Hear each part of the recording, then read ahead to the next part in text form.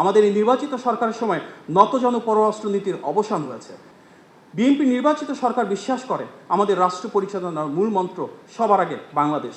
আমরা এমন একটি বাংলাদেশ গড়ে তুলতে চাই যেখানে বিশ্বের প্রতিটি দেশের সাথে দ্বিপাক্ষিক এবং বহুপাক্ষিক সম্পর্কের ভিত্তি হবে সমতা, ন্যায্যতা এবং মর্যাদা।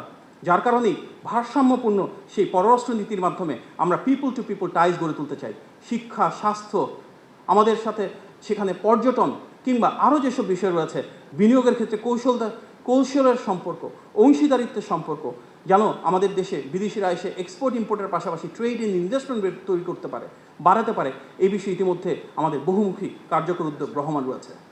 বাংলাদেশের মাননীয় প্রধানমন্ত্রী যখন প্রথমবার মতো মালয়েশিয়া এবং চীনে গিয়েছেন, আমরা দেখেছি একজন নির্বাচিত সরকার প্রধান যখন জনগণের আবেগ আকাঙ্ক্ষাকে ধারণ করেন, বিশ্ব মানচিত্রে কীভাবে বাংলাদেশের পতাকাকে উনি আরও সামনের দিকে অবারিত প্রসারিত করেন।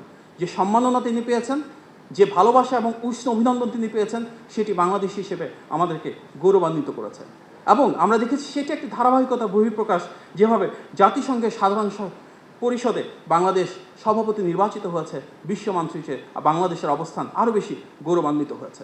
আমাদের এই নির্বাচিত সরকারের সময় নতজন পররাষ্ট্রনীতির অবসান হয়েছে। আমরা স্বাধীন, সার্বভৌম, মর্যাদাবান রাষ্ট্র হিসেবে কিভাবে এগিয়ে চলেছি তার একটা বহিঃপ্রকাশ আমরা দেখেছি যখন কিছুদিন আগে সরকারের পক্ষ থেকে একটি বিশেষ কারণে জোরালো ভাষায় ক্ষুব্ধ প্রতিবাদ করা হয়েছে। কারণ আমরা বিশ্বাস করি বাংলাদেশের অভ্যন্তরীণ বিষয়ে কারো কোনো হস্তক্ষেপের ক্ষমতা নাই। জনগণের ক্ষমতায় তো রাজনৈতিক দল যেহেতু আজকে রাষ্ট্র পরিচালনা রয়েছে, জনগণের আকাঙ্ক্ষা এবং অভিপ্রায়ের উপর ভিত্তি করে সবার আগে বাংলাদেশ নীতিকে ধারণ করেই সামনের দিকে এগিয়ে যাবে এই বাংলাদেশ। মাননীয় প্রধানমন্ত্রী জনাব তারেক রহমান ইতিমধ্যে ভিআইপি সংস্কৃতি সম্পূর্ণ ভেঙে দিয়ে সাধারণ মানুষের মতো করে সাধারণ মানুষের কাতারে নেমে এসেছেন। আমরা দেখেছি উনি বারবার তৃণমূলে ছুটে যাচ্ছেন, কোদাল হাতে খাল খননে নেমে যাচ্ছেন, স্কুলের বাচ্চা ছেলে মেয়েদেরকে কোলে তুলে নিচ্ছেন। আমরা দেখেছি ওনার কি মিতব্যয়ী জীবন আচার। সামগ্রিকভাবে এই প্রথম আমরা দীর্ঘদিন পর এমন একটি সরকার পেয়েছি যাকে জনগণ তাদের আবেগ এবং আকাঙ্ক্ষা দিয়ে, অনুভূতি নিয়ে ধারণ করে।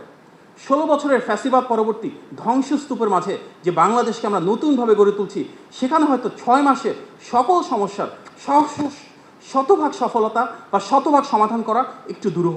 তবে একটা বিষয় বলার অপেক্ষা রাখে না, প্রতিটি ক্ষেত্রে মাননীয় প্রধানমন্ত্রীর নেতৃত্বে নির্বাচিত, জবাবদিহিমূলক এবং স্বচ্ছ রাষ্ট্র ব্যবস্থায় এই সরকারের রয়েছে সর্বোচ্চ দায়বদ্ধতা, রয়েছে সর্বোচ্চ দায়িত্বশীলতা।